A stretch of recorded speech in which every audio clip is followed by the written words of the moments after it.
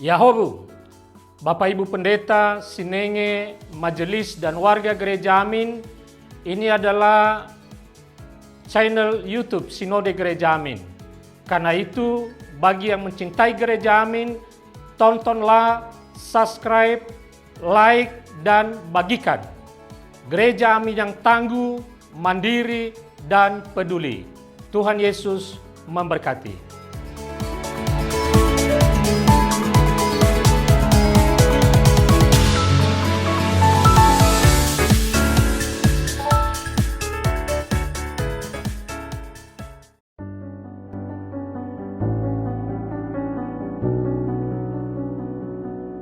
Hai kawan muda, jumpa kembali dalam acara Youth for Christ. Kali ini kita akan menyimak tulisan dari Pendeta Rita Dwi Lestari dalam buku renungan Youth for Christ dengan judul Berdoa sama dengan berefleksi berdasarkan Mazmur 143 bersama saya, Andesita. Tapi sebelumnya mari kita bersatu dalam doa. Bapa, terima kasih atas waktu istirahat yang telah diberikan kepada kami, sehingga kami pada hari ini dapat kembali bangun dari tidur kami, dapat kembali beraktivitas, melakukan rutinitas Tuhan.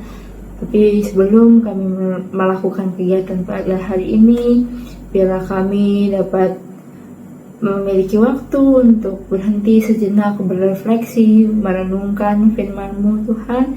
Biarlah apa yang kami dapat renungkan pada hari ini bisa menjadi bekal untuk kami dalam beraktivitas. Biarlah hidup kami hanya berpusat pada-Mu saja Tuhan. Terima kasih Tuhan, dalam nama Tuhan Yesus Kristus kami berdoa, amin. Yang akan menjadi pusat perenungan kita pada hari ini adalah Mazmur 143 ayat 1 yang akan saya bacakan untuk kita semua. Ya Tuhan, dengarkanlah doaku, pasanglah telinga kepada permohonanku.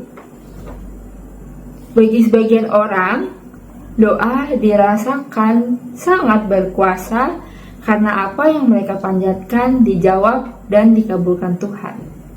Namun, tidak sedikit pula yang mengalami hal sebaliknya. Ada yang berkata, aku sudah berdoa, tetapi kok nggak terjadi apa-apa ya? Padahal yang aku doakan penting dan baik, tetapi tidak dikabulkan. Yang lain beranggapan berdoa itu percuma, hanya membuang waktu saja. Usaha, kerja, dan tindakanlah yang paling menentukan dalam hidup, bukan berdoa. Daud memohon agar Tuhan mendengarkan doanya dan menjawabnya dalam kesetiaan serta keadilannya. Ia sadar bahwa dirinya bukanlah orang yang benar. Meski demikian, ia tetap memohon pertolongan karena musuh-musuh mengejarnya. Doa Daud bukan sekedar permohonan. Dari isi perenungannya, terlihat bahwa ia menilai secara mendalam situasi yang ia hadapi. Ia mengenali berbagai perasaan yang muncul, seperti putus asa, semangat yang melemah, dan hati yang kecewa. Ia juga mengingat bagaimana Tuhan telah bekerja dalam hidupnya di masa lalu. Sejak dahulu, Daud selalu menaruh pengharapannya kepada Tuhan melalui doa.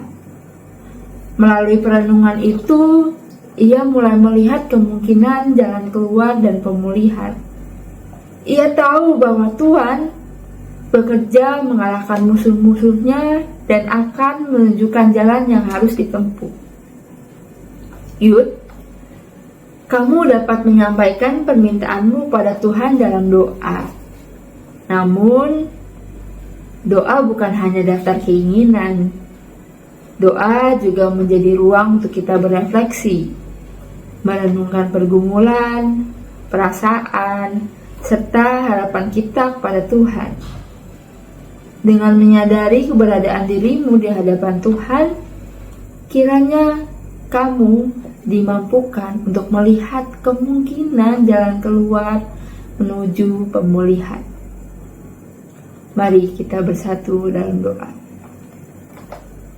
Tuhan, Di dalam kehidupan kami, mungkin kami punya keinginan, punya rencana, punya harapan.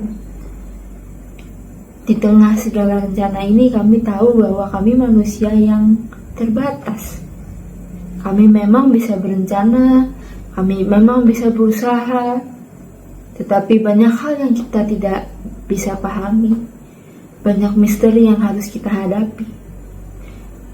Di tengah kehidupan yang berliku ini, biarlah kami mau belajar untuk terus berpegang kepadamu saja Tuhan.